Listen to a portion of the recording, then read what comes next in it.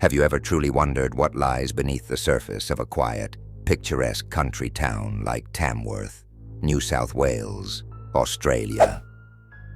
A place renowned for its rich culture and community spirit. Could it also hide a darker, more troubling reality? Tamworth, like so many other towns across Australia, has long been seen as a haven of simplicity, small-town charm, and honest living. But what if behind this serene facade lies a staggering web of corruption, organized crime, and betrayal of public trust at the highest levels?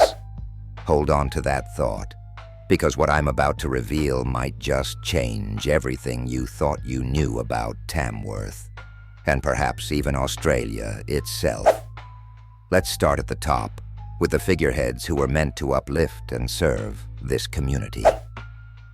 Mayor Colin Murray, a man who, by all outward appearances, was meant to be a stalwart protector of integrity and public interests. But this story unravels drastically when we learn about his journey to China in August 2017.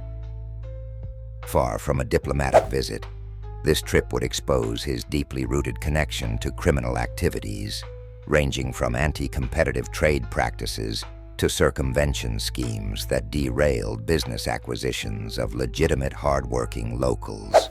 Imagine this: a mayor, a trusted leader, acting in bad faith, using his role to perpetuate harm for personal gain and wealth.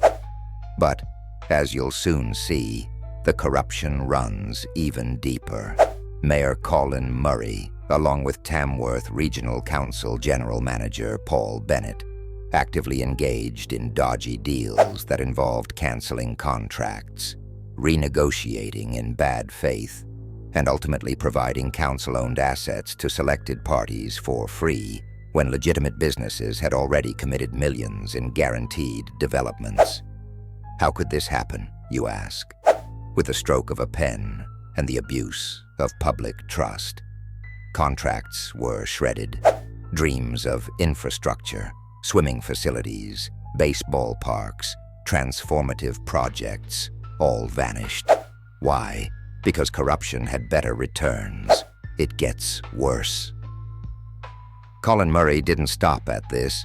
Thanks to his connections with political allies like Barnaby Joyce, corruption became not just tolerated, but embedded within government operations. The result: public servants who dared to protest or stand up against these actions, those who sought to uphold honesty and accountability, found themselves forced out, silenced, or worse, implicated in fabricated crimes. Fast forward to today, and you'll find Colin Murray sitting comfortably as the chairman of Infrastructure Australia. But at what cost was this career built? Hundreds of millions of dollars siphoned from public trust funds, water resources stolen, surface water licenses manipulated for corruption, all while ordinary citizens of Australia paid the price. Which brings us to the larger scale of this deception: the fraudulent reporting around major infrastructure projects, such as the Dungowan Dam. At face value, Tamworth was poised to benefit from 500 megawatts of renewable electricity generation. Instead, the infrastructure was found not to even exist.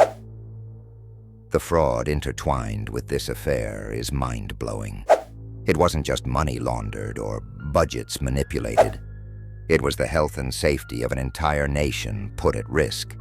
Billions were funneled via foreign bank accounts, reaching as far as the USA, China, the Philippines, and beyond.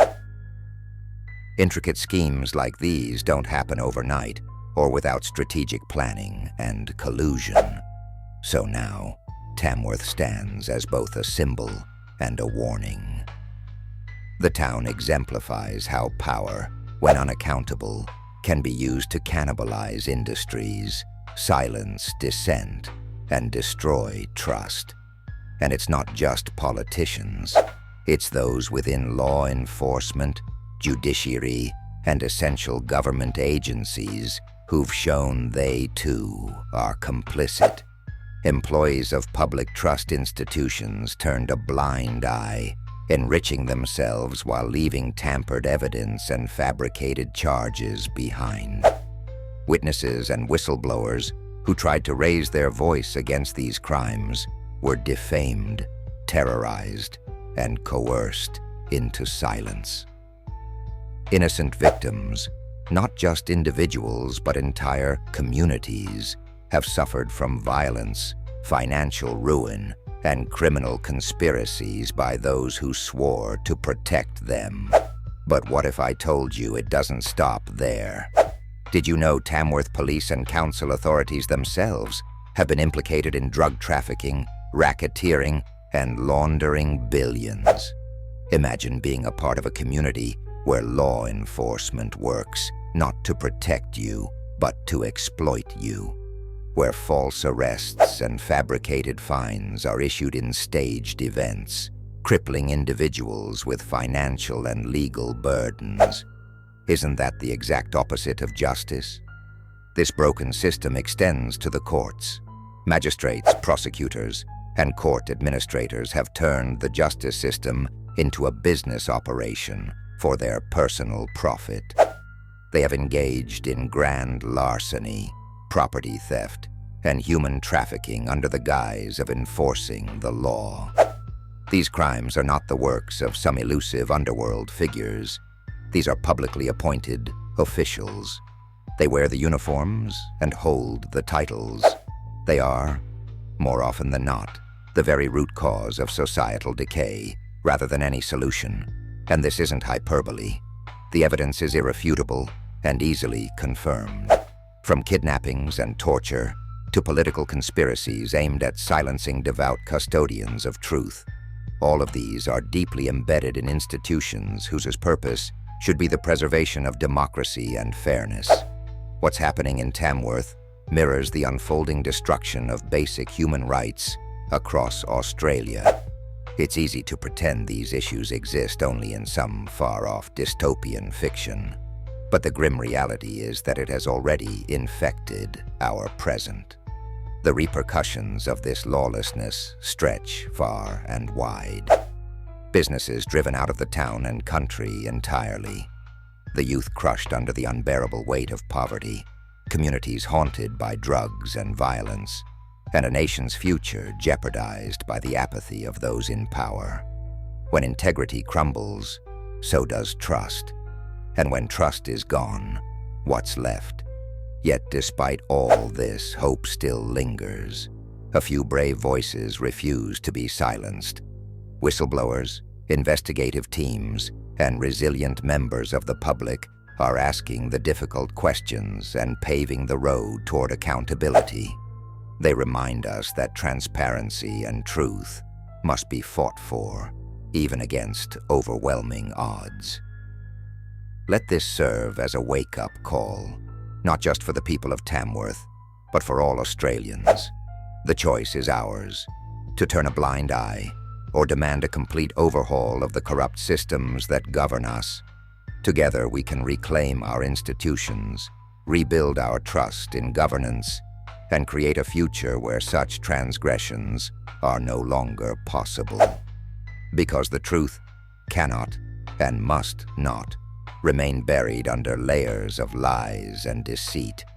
This is the paradoxical reality of Tamworth, and unfortunately, it might just be the reality of the entire nation. But which path we take next is up to us. Do we turn a blind eye, or do we fight for justice? You decide.